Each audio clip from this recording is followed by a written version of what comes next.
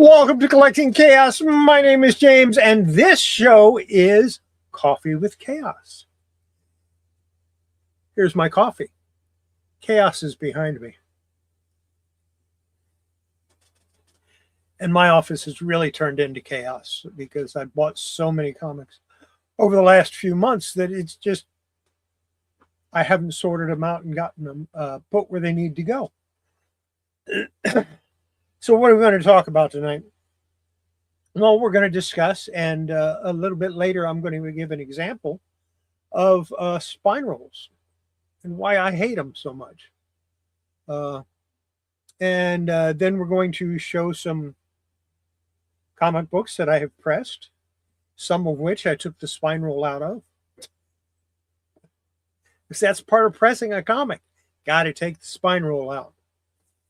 I'll show you some magazines that I pressed that did not have to take out spine rolls.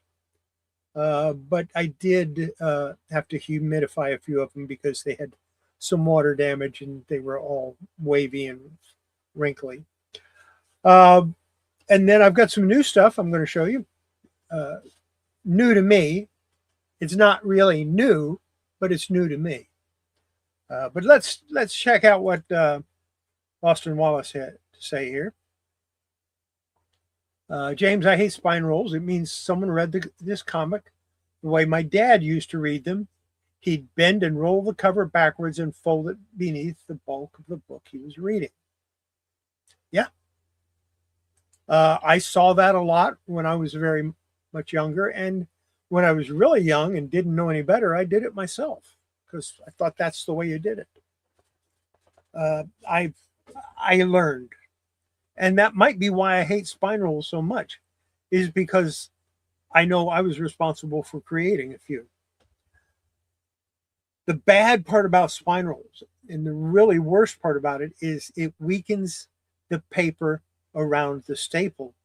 And not only can the cover come loose or the centerfold come out, but the staple can fall out. And I've got a few comics where the staple is fallen out of comics that had bad spine rolls. Most people from his generation read all magazines that way because they viewed all periodicals, newspapers, etc. as something you read and throw away. How times have changed. Well, yes and no. Magazines, periodicals, yeah, those ended up in the trash.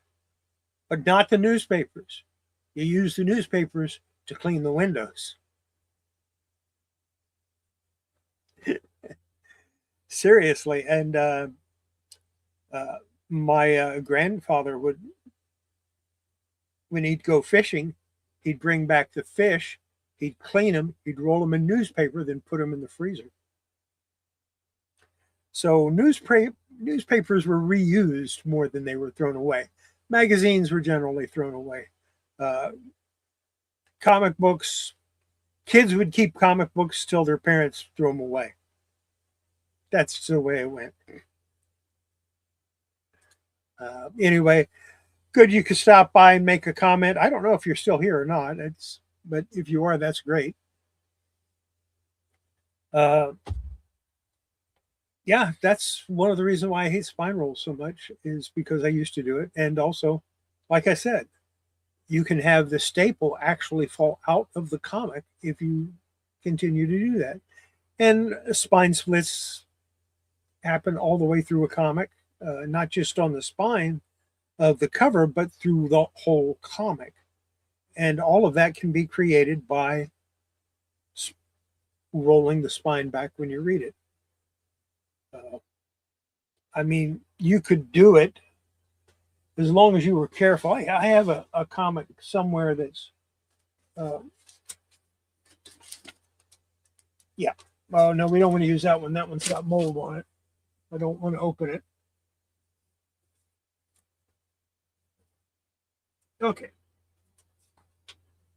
I'll use this Junior Woodchucks as an example. You could roll the spine back like this and read it, and it wouldn't necessarily hurt it as long as you didn't crease it. I wouldn't recommend it anyway. But yeah, you can do that. Just here browsing. Hope you had a great St. Patrick's Day. Um, Happy belated St. Patrick's Day to everybody. That's all good. Salesboy Comics, glad you could stop in. Haven't started showing stuff yet, but I will. I'll get to it. I have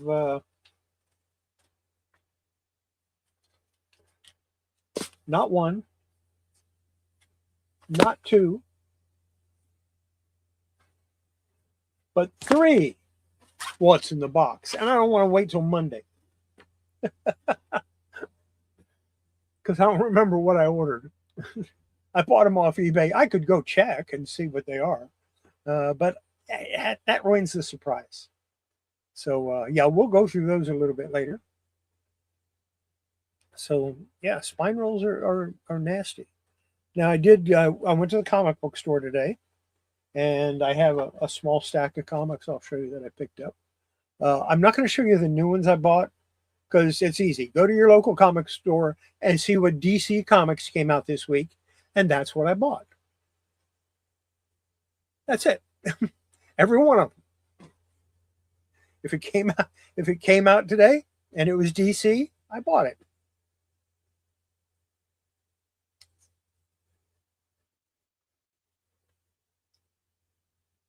It shows you that I'm not worried about comics becoming valuable later on. They're valuable to me right now. Do I like paying $4 or $5 for a comic book? Not really, but what can you do? But I got a little stack of other stuff while I was there too. So I spent a few dollars. But that's the way you do it. So let's go ahead and get started with what I pressed this week. And we're going to start with the comic books. You know what? We're going to change it up. We're going to start with the magazines. What magazines did I press this week? Well, I pressed Howard the Duck #8, but you can't see it. And now you can. Howard the Duck #8. I have to check. It came out in 1980. It turned out really nice. It has a crease here. I would put this about mid-grade because it has a few creases on it. Then I did another Marvel Super Special #13, Warriors of the Shadow Realm, Part 3. And it's, again, I'd put it as mid-grade. It's got some scarring along the edge. Then Harvey Magazine for Kids #1. I scanned this and sent a copy to the GCD because they didn't have it. And I also let them know that there's more than 2 issues. There's at least 5 that I know of. And then I pressed #3, and I plan on sending them. I plan on turning this one in as well, so that they can have a pretty decent idea of what the covers look like. I don't have a #2. I don't know why, but I have 2 #3s. So Michelle Kwan on the cover, who most of you probably don't even know who she is, but she was really good figure skater. And then I pressed #4.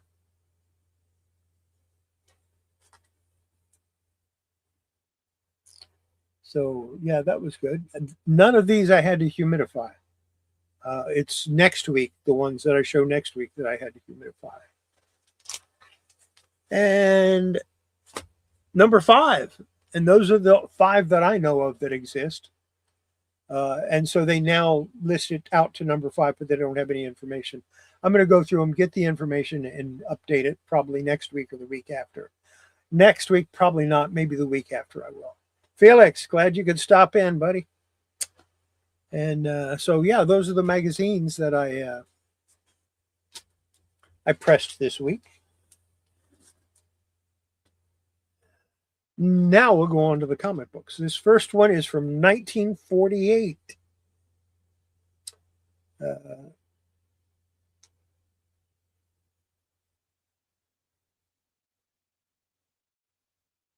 Lillian.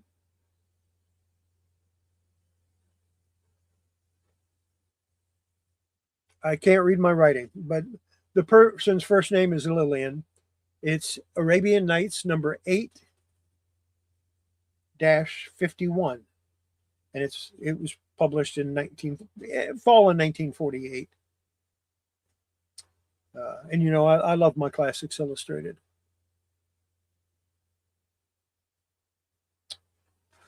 Next up, from 1985, we have a Cerebus number 77. Dave Sim did the art, of course.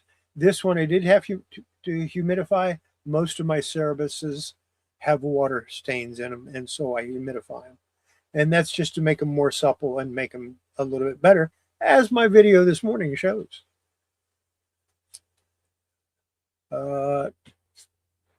Airboy number 21. George Evans did the cover of that.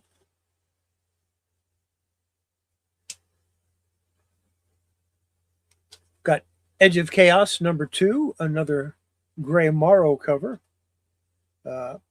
Pretty sure he did the insides as well.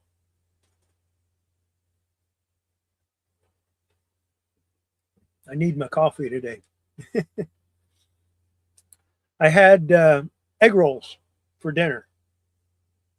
And after I cooked them, I discovered I was out of soy sauce, but wasn't out of sriracha. The coffee's kind of mellowing out the sriracha because my mouth is burning a little bit.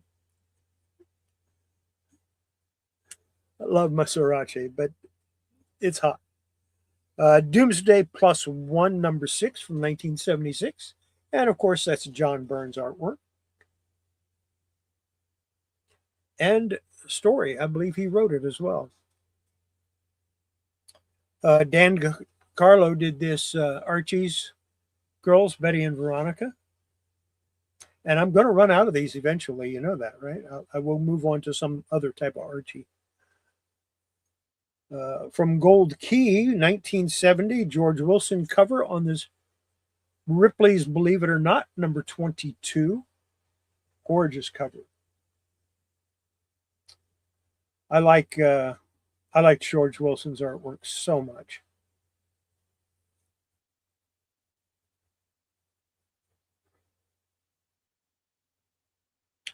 Harvey Eisenberg did the cover of this. This is 4-color, number 638 from 1955. MGM's Spike and Tyke.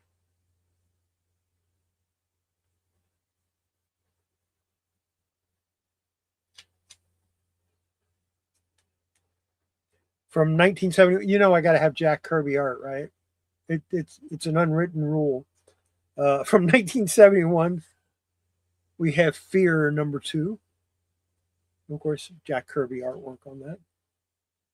Now, this cover is kind of weird. It's flat up here, but not down here. And that's not necessarily from the pressing. I know it's not from my pressing. But what happened a lot of times was the glue would just kind of go off to the side, and you'd end up with something like that. I don't know who did this cover. I never know who does these covers unless Warren Kramer does it. This is from 1980, and it's Richie Rich Bank Books, number 48.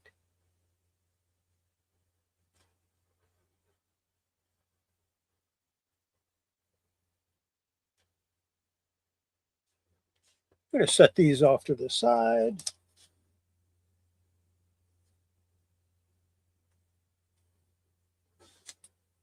And from 1947, we have Wayne Boring. Yeah, I showed this the other week. I decided to press it while I had it out.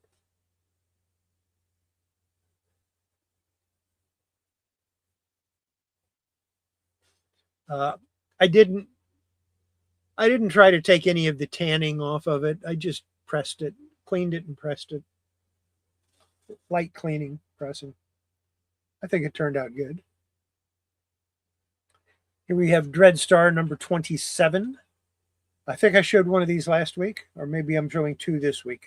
I don't remember. This was the first issue of Dreadstar that appeared in First Comics. Before that, they were published by Marvel. But Jim Starlin always did it and owned it. Here's Cerebus number 78. Dave Sims cover, and of course, I consider it low grade because it had water damage on it. And I didn't bother fixing the stains. I just, because you can see the stain here if you really look hard. But it's nice and flat.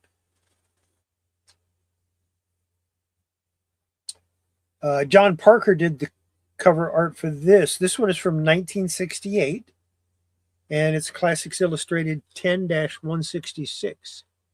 And this is one of the twin circle ones. And they put these prices on at the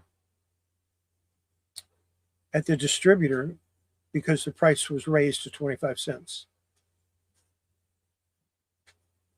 So I left it on there because it's supposed to be on there.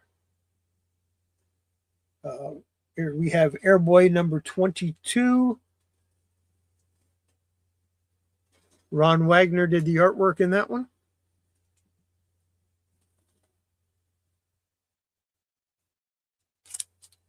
Another Age Chaos, low-grade copy by Gray Morrow. It's got a stain here that goes all the way through to the back of the book.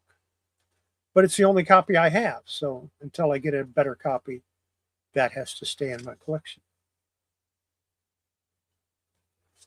Another John Byrne Doomsday +1. This is issue number 7 from 1978.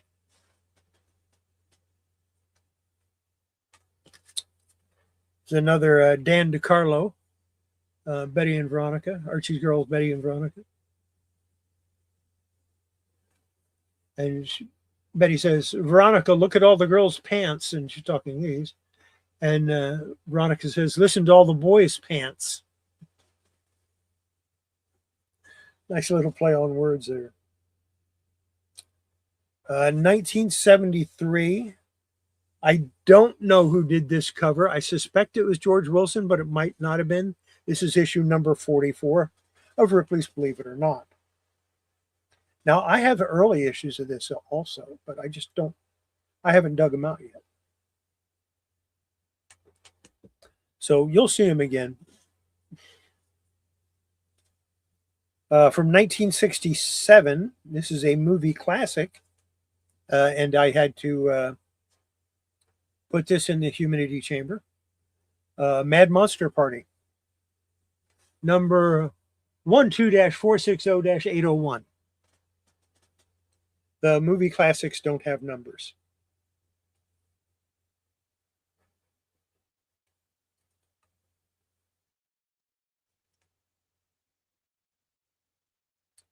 Speaking of classics, here's a Marvel's Classic Comics Gil Kane cover from 1976, number 9, Dracula.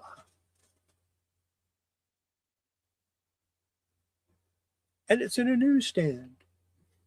Newsstand. 1976. This is a very early newsstand comic. 1976 was when they first started putting barcodes on a comic book. So, makes it very common. Here we have from 1978, Richie Rich Billions, number 27. Again, low-grade copy because of the stain here. I'm pretty harsh on stains. Oh, you guys have seen this one before. It used to be back here. This is from 1968. And Kurt Schaffenberger did the cover art. And of course, It's Superman's girlfriend Lois Lane, number 70, the first Silver Age appearance of Catwoman.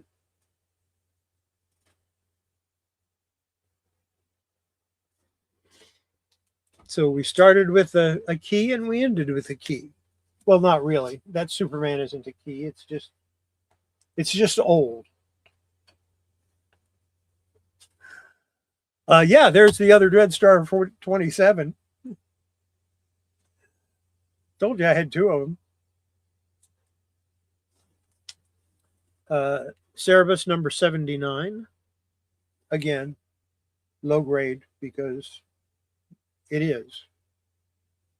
I don't up a grade just because it looks better. I pretty much stick with the grade I assign it before I press the comic. High, mid, low.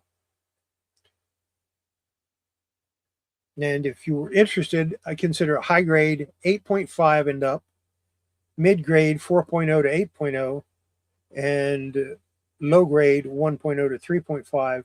And anything below a 1, I don't bother grading.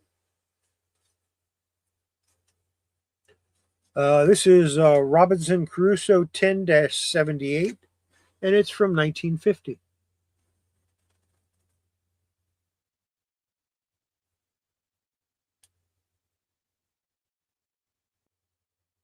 From 1987, we've got Graham or Greg? Graham Nolan doing Airboy number 23.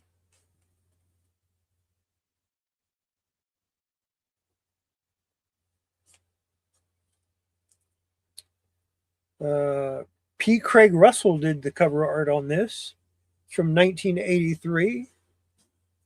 Elric number 2. I pressed Elric number 1 last year sometime.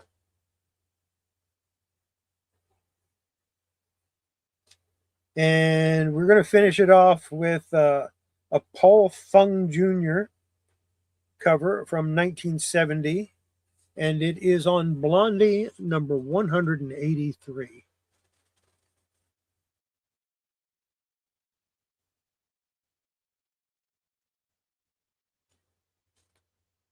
And that's what I pressed. I don't know if you're impressed, but that's what I pressed. Let's move on a little bit.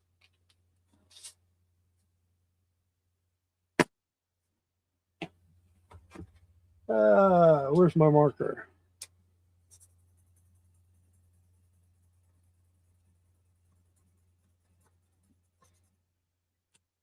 There we go. What's in the illegally sent media box? Illegally sent. The reason I say that is because it is a violation of U.S. postal regulations to send comic books through media mail. They had advertising in it, and even though the advertising is no longer valid, it doesn't matter. So let's go ahead and open this up.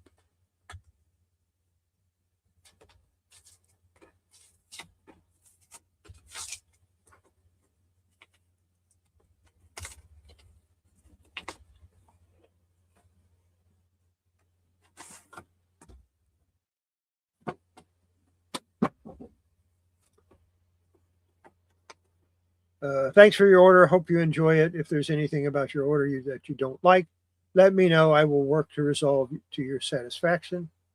And it talks about their positive feedback. I don't care about their positive feedback.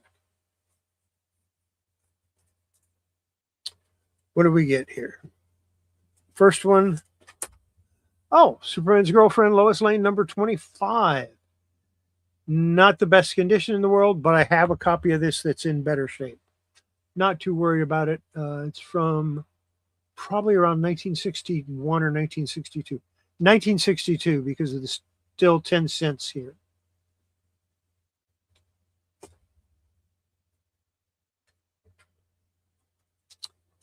And number 38 and I believe this is why I ordered it, or why I bought it. And it's in bad shape, but hey, I have a copy. I'm happy.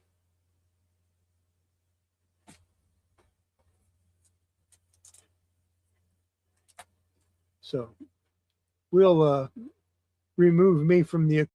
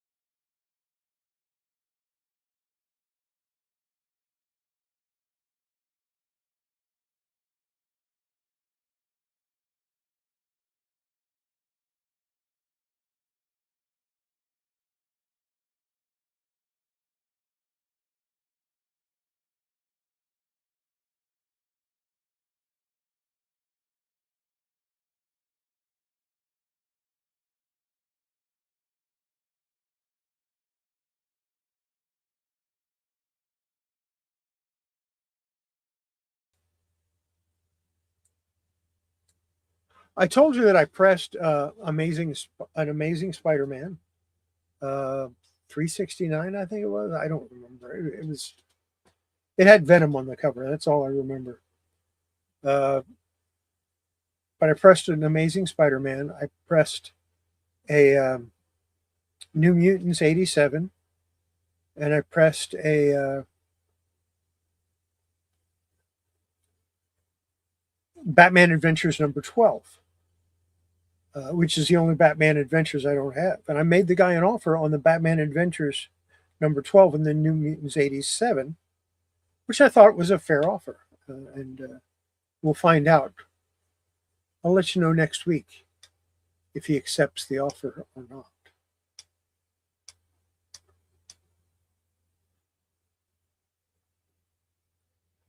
You can't hear me?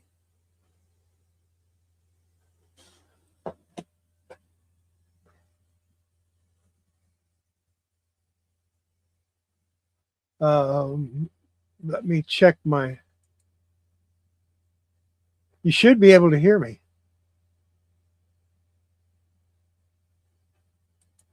Because my microphone is separate from everything else.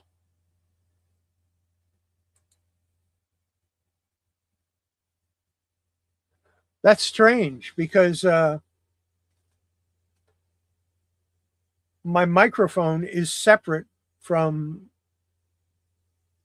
Oh, yeah. Okay. I know what happened. Yeah. I should have done this. So you can hear me now because I'm still in the video.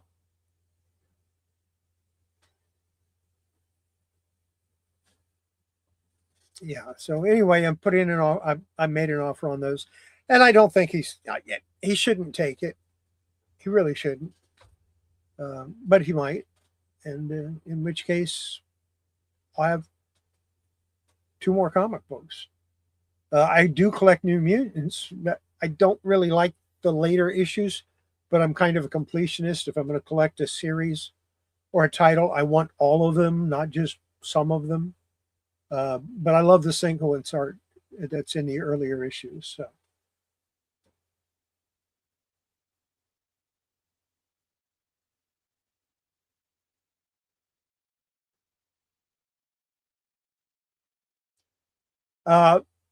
I know what happened with that. I'm using 2 different computers, and if I remove myself on my main computer, this computer, then the sound goes out, even though the microphone is separate. But I can remove this one all day long and the sound won't go out because that's on a different computer. So that's what happened with that. I know what happened. And I know better. You know, I make mistakes. So we saw that, we saw that, we saw that.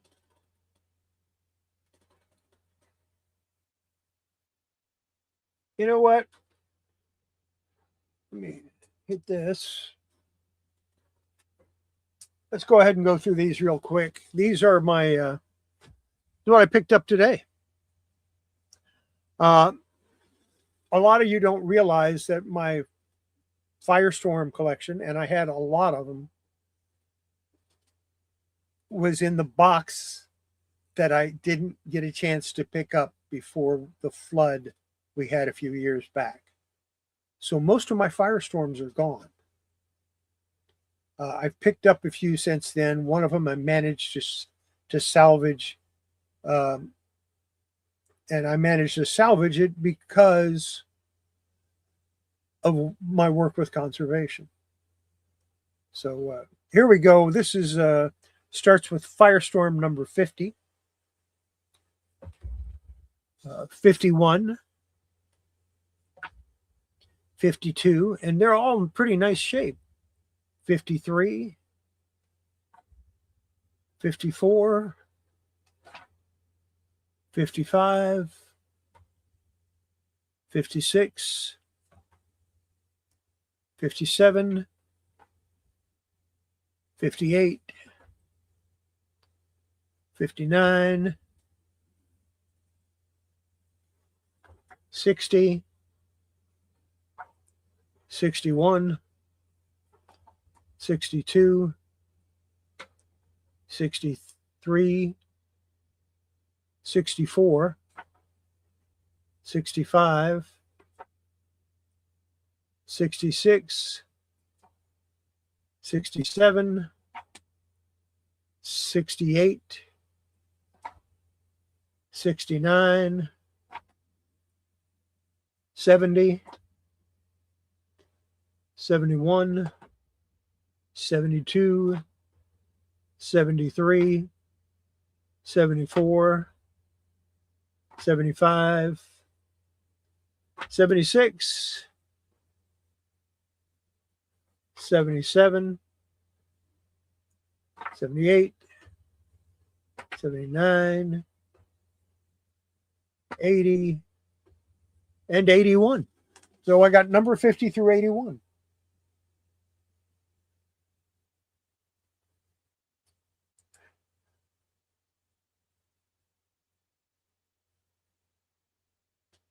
Yeah, we can do that anytime you want. Just I can pull up another. I don't actually have to do a live stream. It'll be live, but it won't. But I have some that I can pull up and just invite you in. It's not a problem.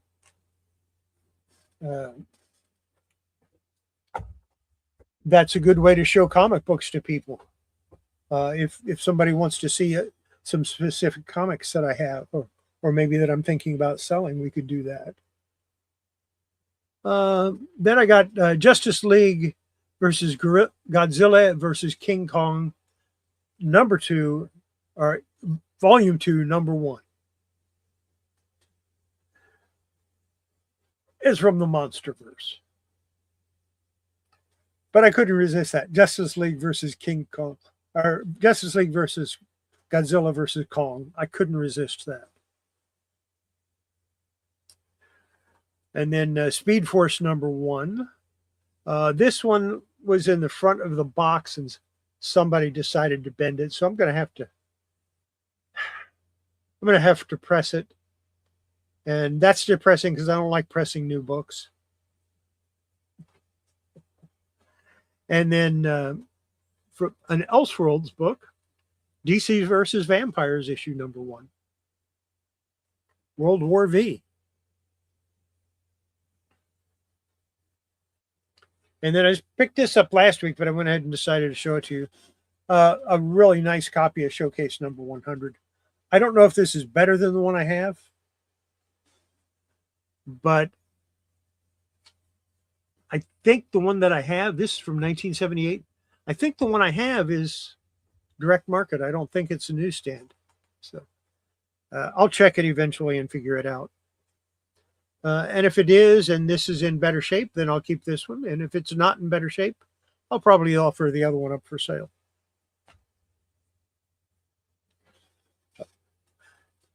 That's the comics.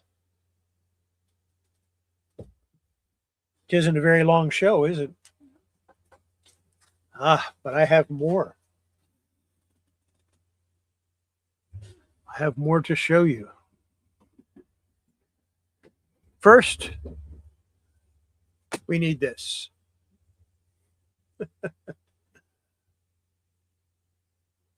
And this show is pretty much about spine rolls. And I pulled out a few comics that I have that have spine rolls. This one is a Lois Lane. And it's not, I mean, if you look at it, see all these creases here? Maybe not the best thing in the world to do is a spine roll correction, but I could. Remember when I said that sometimes spine rolls could cause you to lose the staple?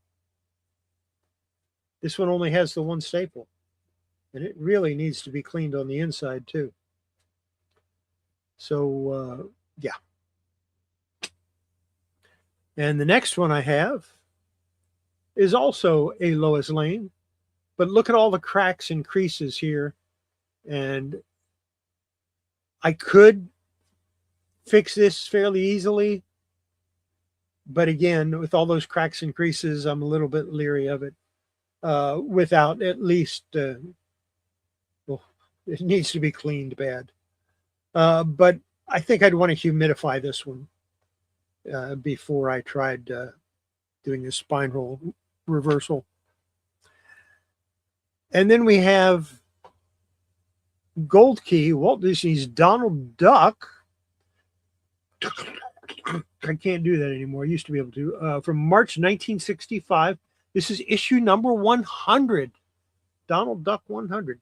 And this has tape on it, had tape on it, but I managed to remove the tape with no color loss, but I did lose a little bit on the back. But that's okay. And it needs to be cleaned. It needs to be pressed. And of course, it has a spine roll. So what are we going to do? We're going to get rid of that spine roll. How are we going to do it? Well, first thing we're going to do is we're going to get a piece of silicone release paper, and we're going to set it down. And this is pretty much the way I used to do it back in the 70s. I'm going to open it up like that. I'm going to make everybody cringe really hard because I'm going to take some distilled water. I'm going to soak down this cotton swab with it. And I'm going to do this.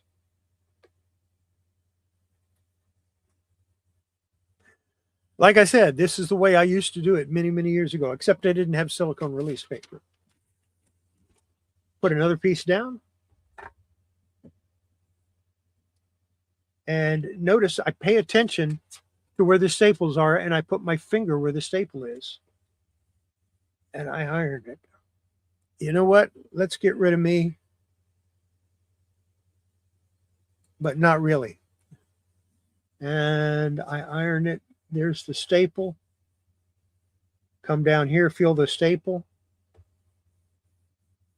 I'm ironing it between the staples.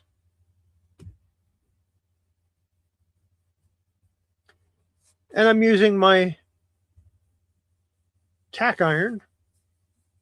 But you don't have to use a tack iron. You can use a, and this is for people that don't have a humidifier. They don't have the room to make one. They don't have a steamer. This is one of the ways you can do it. That's nice and dry now. But it's not the only way you can do it. Let me show you a different way. Because not everybody has silicone release paper. So you can use this instead, parchment paper. Just pull out some. Doesn't have to be much.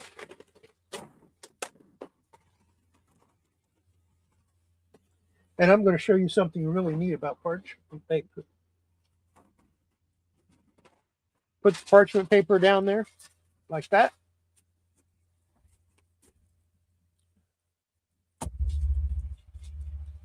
Not on the comic, but on the parchment paper. It will go through. Then you just take your flat iron or your whatever you happen to be using.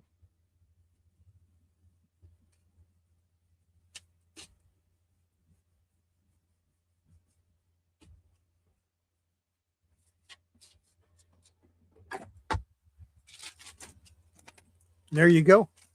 So you don't have to use silicone release paper. And you also, I mean, you might not have one of these. Most people have some version of this. Now, this is a travel iron, but I have a full-sized one somewhere. I don't know where it is. And I've used full-sized ones before for this. And you do the same thing. You just go over in between the staples, and you make sure you have your parchment paper down. The moisture will go through the parchment paper. And you can go like this. Now, this isn't plugged in, but you would do it the same way. Just pay attention to where your staples are, and you'll be good. So what do we do from there? Now comes the fun part. And this, the cover, the centerfold is actually loose.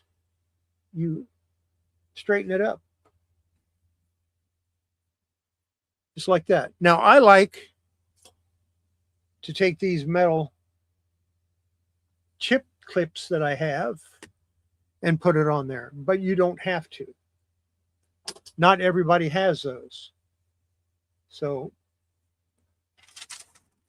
we're going to take this, we're going to put it like that, we're going to fold it over. We're going to take that pad and go like this.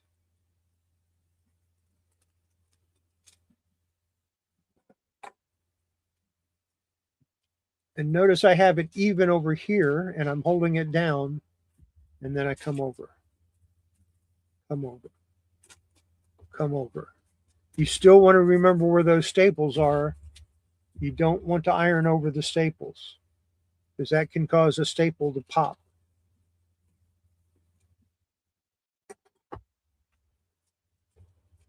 And we'll flip it over.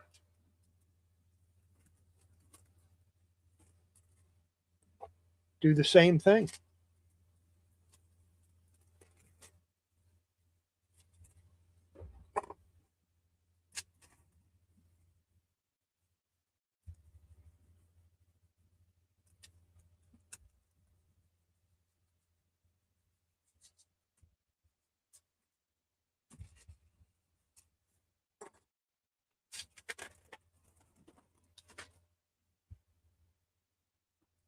Throw it between a couple of books, and your spine roll will be gone. Now this, I still have a very slight spine roll here. I should go over it again, but I want to clean it and do some other things. But that is a way you can either get rid of a spine roll or make it less obvious. And like I said, I should go over it a couple of more times. But you get the idea.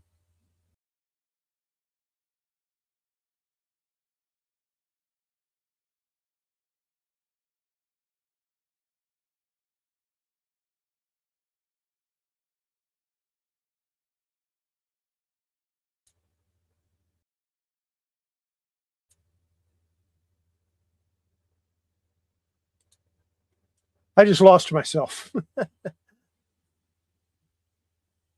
So yeah, that's the old way I used to do it. That's the way I did it back in the 70s. And it worked. It worked great. I've done hundreds and hundreds of comics like that. But I got out of the habit, and I don't know why. For my money, it might still be the best way, but you have exceptions, you know. When you have comics like this with all these splits, and I forgot that I took this off.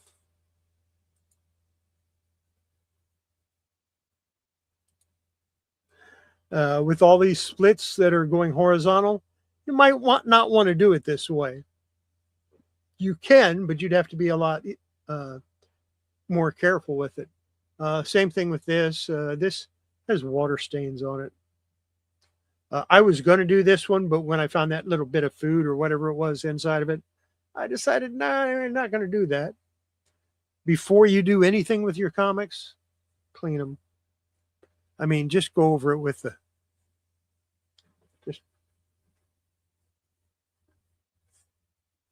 just cotton round them real quick.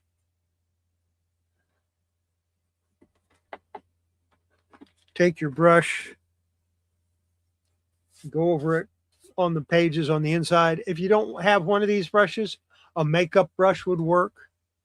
Or you know, pick up one of these. This actually works really good because it's a little stiffer. It gets in the crack a lot easier.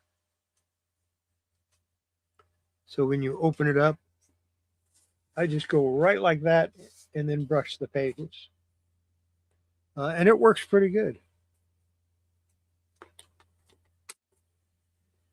$1 at the dollar store. I went to Dollar General, but I guess Dollar Tree probably has something similar. But they, you know, Dollar Tree, they probably charge $2 for it. What are you advertising this time, sales boy? Is that your video from this morning? That was great. I enjoyed that a lot. What's in the box? But there you go. Now this is going to revert, and it's going to revert because I'm not putting any weight on or pressure on it, and I'm not too concerned with that. That's why I do comics for 48 hours after I clean and press them, exactly to prevent the reversion. And so what is reversion? Reversion is you clean and you press a comic and the crease comes back, the bend comes back, the fold comes back. That's what it is.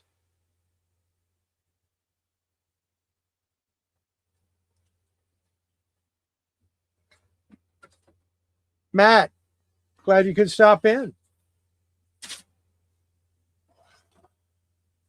Anybody is welcome to come on this channel if they want to. I can put a link up right now if you want. You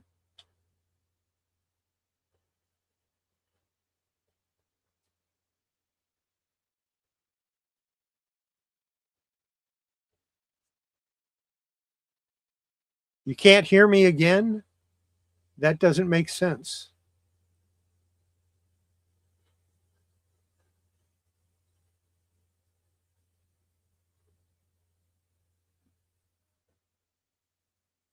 Why can't you hear me? I'm plugged in, right? Yep. I'm on the right computer.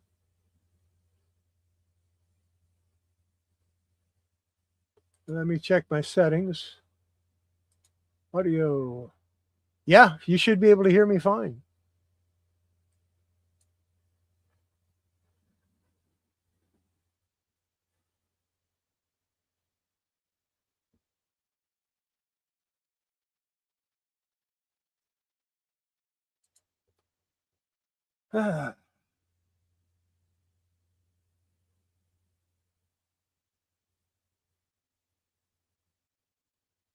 There you go. Yeah, I can hear me too. I don't know what your problem is. Oh, okay. Well, earlier you couldn't hear me, and that was my fault. This time it was your fault. I'll accept that. I'm going to pull another comic book from up here and press it. I'm not sure which one yet. The choices are Sherry the Showgirl, Batman. I kind of want to do a little work to that Batman before I press it. I have another OMAC to press and the Lois Lane. I think I already pressed that She-Hulk. Yeah. Yeah, behind Superman's head is Savage She-Hulk #1.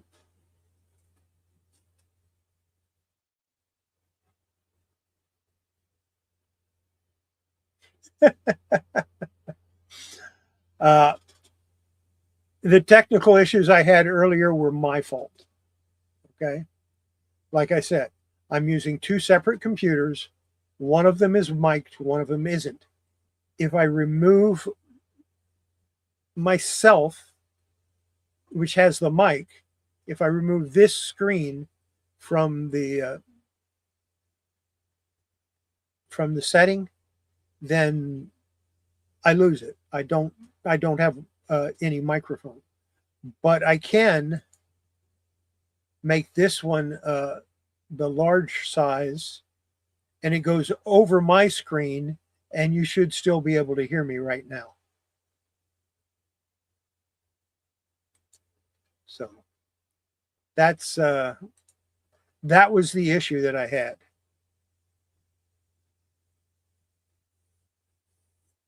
Yeah, I've got a lot of nice comics.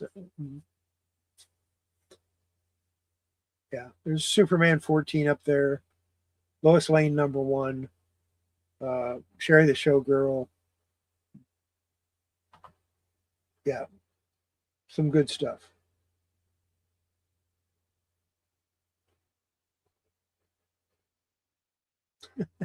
I have a pretty good mic.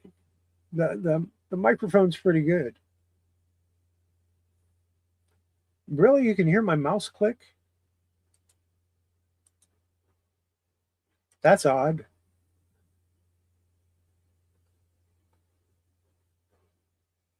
Oh yeah, when I do this, you might be able to hear the mouse click for that one.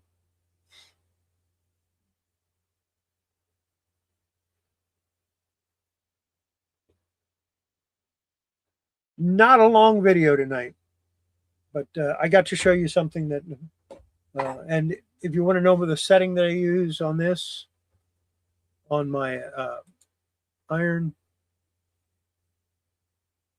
it's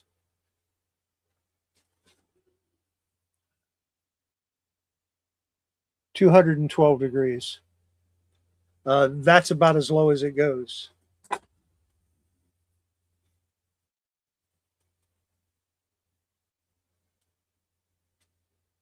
Really? It's a Razer Death Adder. It shouldn't be loud. You sure that isn't my chair? I never thought that was loud. I can't hear it at all.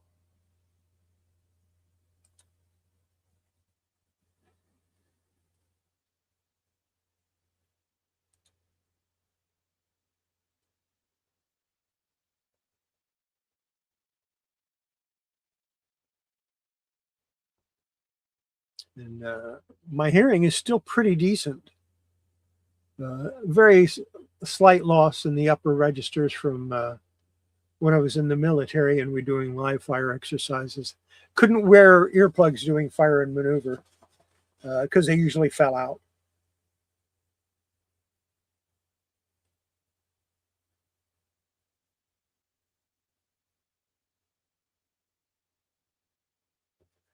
Yeah, it's a pretty good microphone.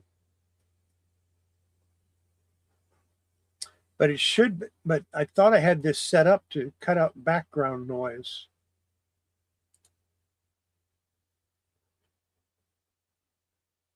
Let's see, audio.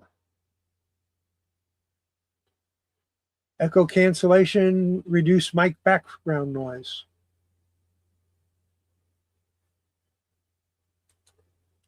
Yeah, it shouldn't be picking up the mouse.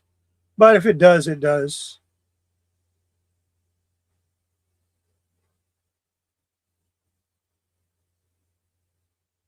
The mouse is about 2.5 feet away from the microphone, so that's really weird.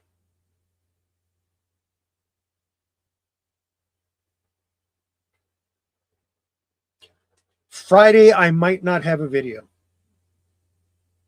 for a couple of reasons. Number one, I may try to put something together, but it won't be what I've been working on.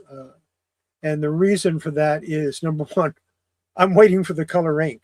I ordered the ink, they sent the black ink, they didn't send the color. So I have to wait until they send me the color ink, which won't be here till sometime on Friday or Saturday. So Friday, I might not have a video. I might put something together if I have time. But I'm also getting ready to do a sale for Saturday. And it's not a online sale, it's a live sale. And maybe I'll record some of that and put it on video. The local comic shop, or the comic shop I go to, every couple of months he does a Saturday sale, and it's for anybody that wants to come in as long as they bring their own table. And I'm supposed to be there. And I'm going to take some graphic novels that I want to get rid of, and some comic books, and some toys. I'll probably take up some plush and some Barbies and stuff like that. Just dump it at reasonably cheap prices. I'm thinking like for the comic books, I'm thinking $2 each, or 6 for $10. For the Barbies and the plush, maybe $3 a piece, or 3 for $10, something like that. I know some of them are worth a decent amount of money. I just want to get rid of some of this stuff. I have so much, you know. I mean,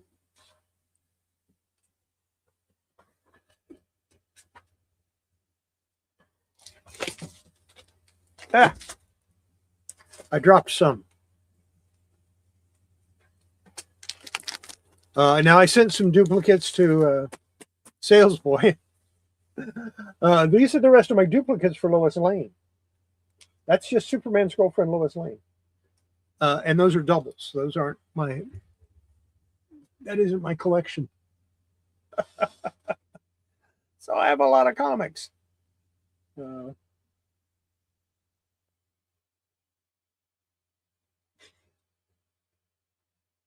the books free if you subscribe to the channel. I'm already subscribed to your channel. You know that.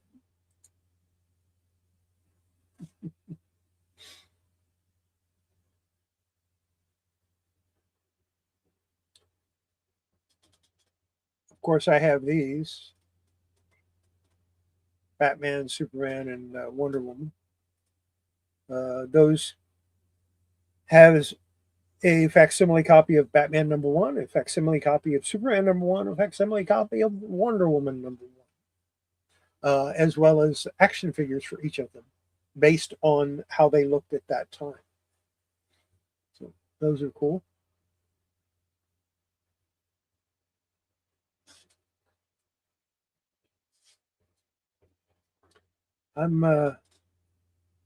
I just don't know what I want to do with all of this stuff. I need to start getting rid of some of it, you know.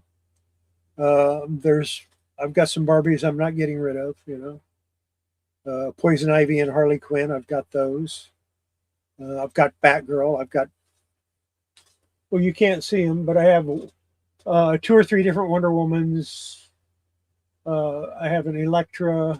I might get rid of the Elektra. I don't know. I've got Batgirl with her motorcycle. And I've got some Supergirls and just all kinds of stuff. And I'm not going to get rid of most of those.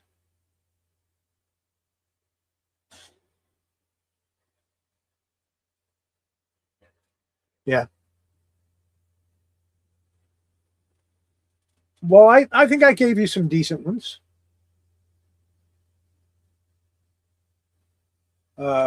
What I sent you, what, 5 Lois Lanes and a Commandy, I think.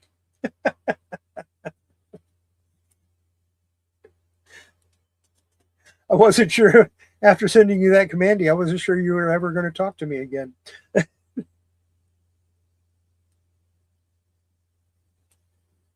Oh yeah, yeah. That reminds me, I have to put my. I already made up a little thing because not everybody carries cash anymore. So yeah, Cash App, Zelle, and PayPal. I don't remember my Venmo account. I used to have one, but I don't remember what it is. So I'm not worried about it. So I'll make another one to put on top and say subscribe to my YouTube channel, Kollecting Kaos. And I'll add that into that so they can see that too.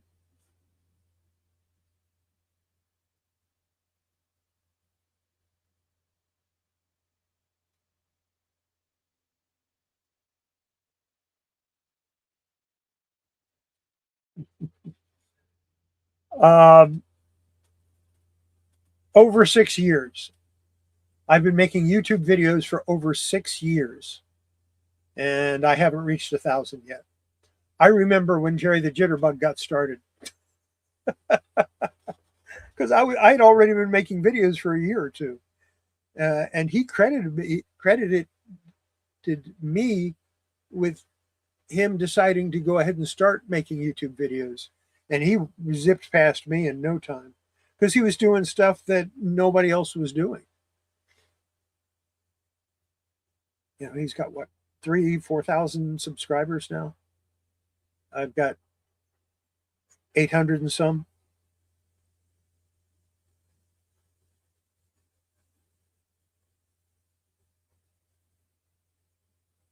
Yeah, I knew you'd like those Lois Lanes.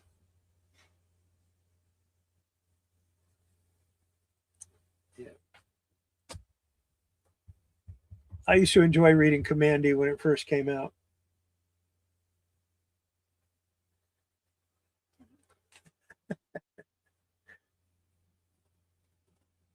Uh, he got his name from a bunker that was Command D.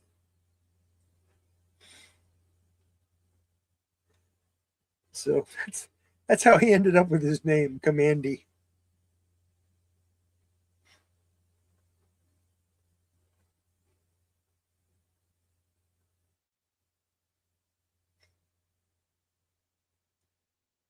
Yeah, Jack Kirby, he has done so much, or had done so much. He's created half of the comic characters out there. And if he didn't create them, he had a hand in creating them. Uh, Challengers of the Unknown, Jack Kirby. A lot of people don't know that.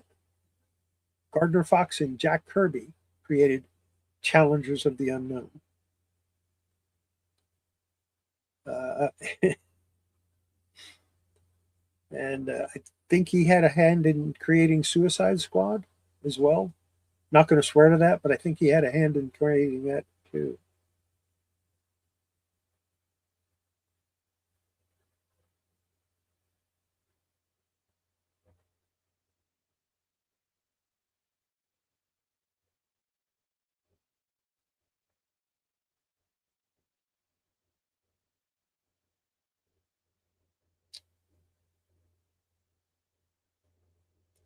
Larry has that many? I didn't think he had that many. Hmm. I don't worry about it. I mean, people that like my channel, and people that don't like my channel are probably never going to like it. And it's not something I should concern myself with. As long as I enjoy making the videos and it doesn't start to feel like work, I'll continue to do it. If it gets to the point where it feels like work, I'm going to back off a little bit. But right now, I do 3, 4, 5 videos, whatever I feel like a week. Generally, I try to do 3 plus my live stream, so that's 4 times a week, and that's good. That's a nice solid pace, and I get to do different things. But sometimes I'll throw some other stuff out there, like I did this past weekend. I got some ideas, and I just tossed them out there. And, I don't know. I get 20 or 30 views, or 20 or 30 views, and I'm happy. Every now and then somebody will say, hey, I checked this out, and I was really impressed with this method of doing something. And that makes me feel good. If it makes me feel good, then that's great. Like I said, I don't have to have thousands and thousands of viewers. It'd be nice to be able to have that much and make a little money, but I'm not going to worry about it. It's not something that I'm too old to worry about crap like that. I make a decent amount off my retirement, my Social Security, and I don't have to worry a whole lot. And if I get desperate, I can always sell a comic book or two.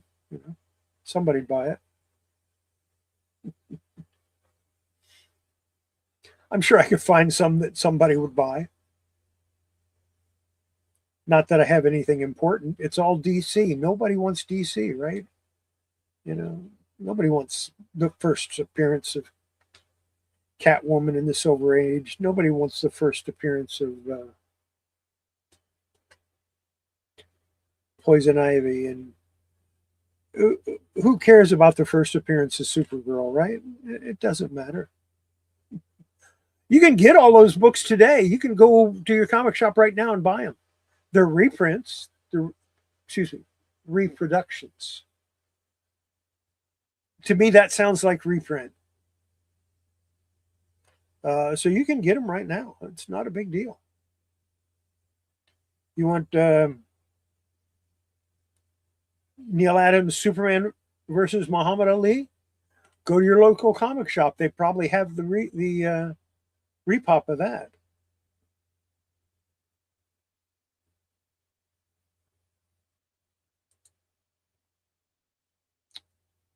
Yep. Demon DC Fourth World. You guys. Yep. And he did Jimmy Olsen during that time frame too.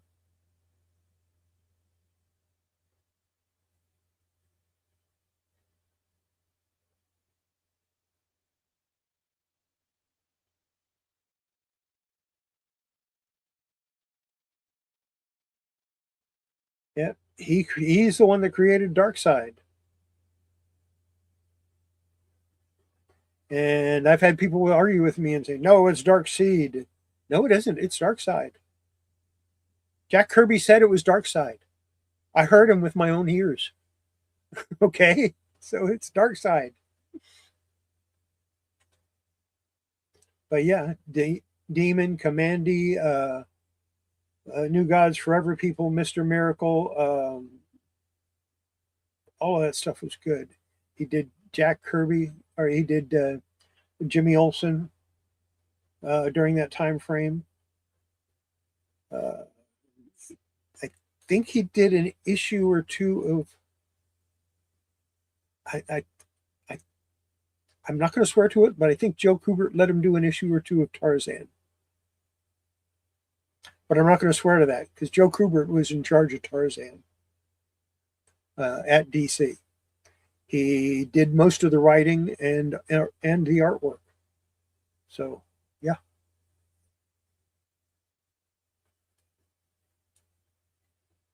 I know there's at least one cover of Tarzan by Jack Kirby.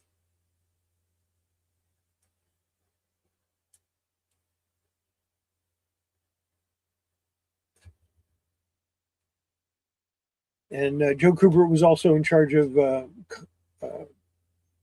Korak, son of Tarzan, when it was at DC, and then the Tarzan family. It became the Tarzan family. And that's when they added John Carter and Pellucidar and a bunch of the others.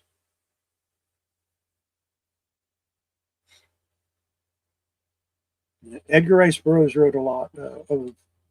He didn't just write adventure and science fiction. He wrote westerns. He did horror. I think he did a romance novel too. I can't remember. It was like a gothic horror, so it kind of fits into the romance category, but not really, because gothic was always considered romance also.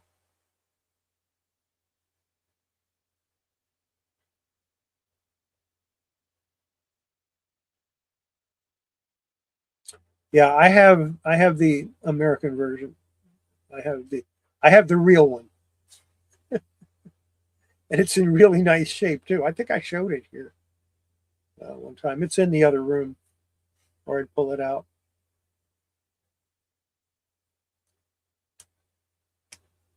I love those Treasury Edition comics, and eventually I hope to get all of them. I'm missing a few. I have lists.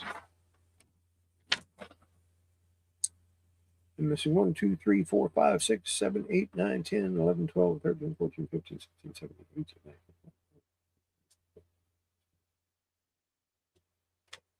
I'm missing either 29 or 30. I lost count. There's a lot more of those than what people think. They did about 60 of them. And I've got roughly about half, I think. And there's three different series. There's the all new collector's edition or items. There's famous first editions, and there's limited collector's items. And then you have the Marvel Treasury Edition.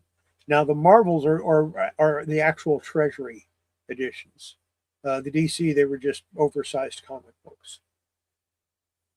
But they all fall under the category Treasury Edition now.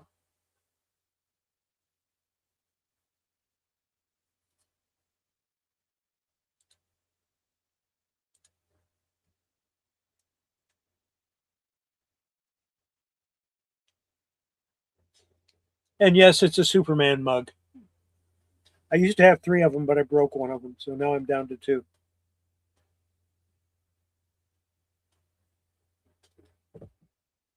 I have Superman glasses too, but I can't wear them. Now, I can't drink out of them because they have lead paint. And yeah, these are the same ones we used to drink out of back in the 60s. So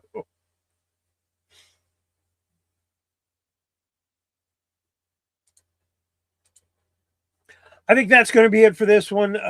Take care, everybody. Have yourself a great week, and we'll see you maybe on Friday, definitely on Monday. And back here Wednesday night, 8 p.m. Central. Take care, everybody. Drive safe if you have to drive. And